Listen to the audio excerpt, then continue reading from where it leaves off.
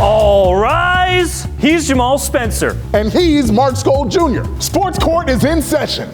Welcome to another edition of Sports Court. This week we're arguing the case, is the pitch clock good or bad for Major League Baseball? If you haven't heard, here's how it works.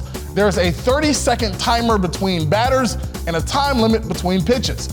After receiving the ball from the catcher or umpire, pitchers are required to begin their motion within 15 seconds with the bases empty, or within 20 seconds with runners on base. If they do not, then they are charged with an automatic ball. Hitters must be in the batter's box and ready for the pitch by the time the clock reaches 8 seconds. If not, then they are charged with an automatic strike. So that's how the pitch clock works. I think this is a terrible idea. Here's why. You're gonna create some problems, most notably in the consumer's wallet. A faster game means less concession stand time, means less beer sales, and you know what? The owner's gonna wanna try to recoup that money somehow, some way. They're gonna take that money out of your pocket, they're gonna jack up ticket sales, they're gonna jack up parking passes.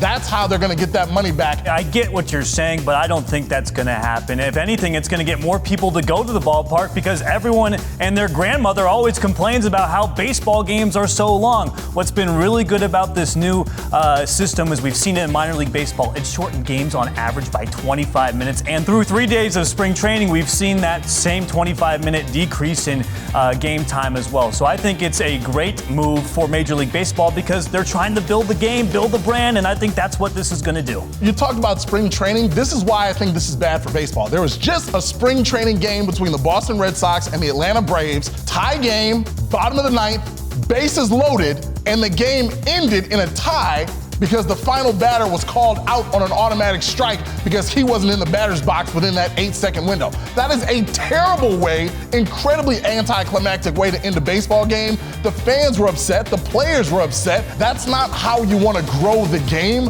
I think that's terrible for baseball. It's spring training. The games don't matter. They're doing this so people are ready for the regular season once the games actually matter. It's a shame that it ended this way, but now they've learned their lesson and other teams are going to learn their lesson as well. It's going to grow the game. It's going to get more people out to baseball games because the games aren't going to be over 3 hours long. The average MLB game last season took 3 hours and 6 minutes. Well, they want to speed the game up, add the pitch clock out. I get it. They tried it in the minor leagues. Last year, I went to a Whitecaps game that was less than 2 hours. That was freaky.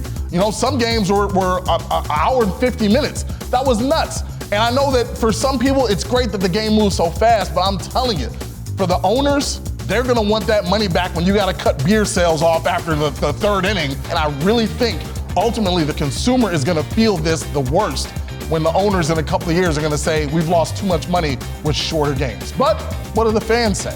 What's your verdict? Find the Sports Court post on Facebook and comment, and next week we'll highlight our favorites. Last week we asked which Michigan player should have their jersey retired next. The most popular responses were Zach Novak, Trey Burke, and the Fab Five. And you'll definitely be fab if you join us again next week. Sports Court is adjourned.